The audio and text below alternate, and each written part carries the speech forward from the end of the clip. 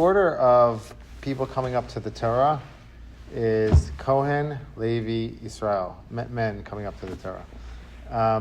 That's to forward honor to the Kohen, and Levi has a level of holiness as well, so that's the order. If there is there's no Levi, let's say, okay, you only have Kohens and Israels. What do? So the Kohen goes twice. Okay, so you have Kohen. Let's say on days you have 3 Aliyah to the Torah. Kohen, Israel. Why do we do that? Because if you do a Israel right after the Kohen, people start to think that they're a Levi. So we do Kohen, Israel. Now, it's just a more interesting situation is if there's no Kohen, what do? You don't have a Kohen. Who goes first? What do you think? Levi. Of course you're going to say that. He's a Levi.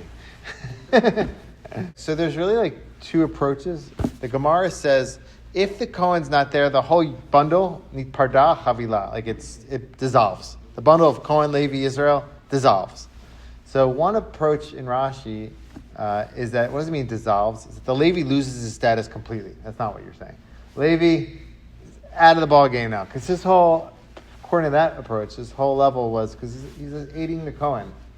So once the Kohen's not here, he's not doesn't have the same status.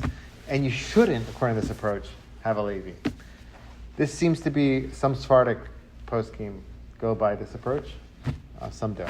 The Ashkenazic psak is like the second approach from Rashi, which if the Kohen's not there, then it really is whoever. Pardah Chavilah, the unit has been dismantled. Doesn't mean that the Levi goes home. It means that the Levi is not. It means that you can go with whatever order you want. You can put a Levi in first. You can put an Israel in first. And so that's kind of like the halacha. I guess some people prefer a Levi, some people prefer Israel, but there's no like strict laws that one has to go before the other. If you do put a Levi first, you don't put a Levi after that. Why? Here's the answer. If you put a Levi first, you put a Levi after that, people start to think the first Levi was really a Kohen. Because you're used to the order.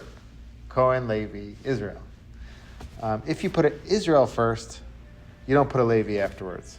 Why? Same reason. They'll start to think the first Israel was a Kohen. This is kind of complicated, remember, but basically, some Sephardic poskim say you don't call up a Levi. Israel goes first.